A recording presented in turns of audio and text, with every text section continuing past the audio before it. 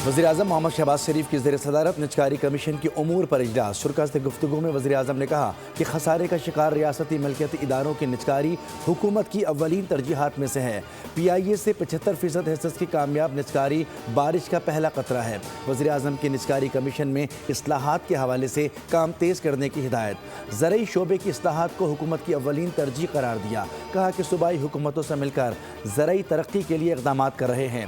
मयारी बीज, खाद, अद्वियात की फराहमी के लिए इक़दाम किए जा रहे हैं। बरामदात में इजाफे के लिए इक़दाम उठाए जा रहे हैं।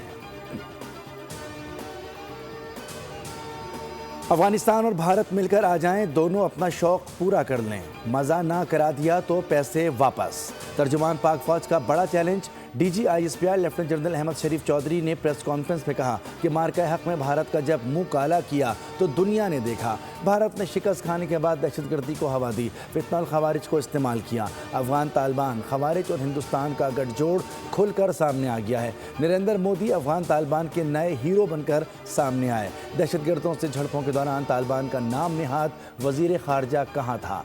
उनका इस्लाम तो कहता है कि हिंदुस्तान के पाँव में पड़ जाओ।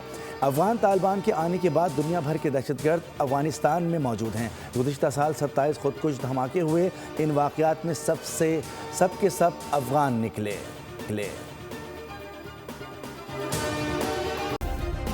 सब्सक्राइब करें और बेल दबाएं ताकि कोई खबर रह न जाए।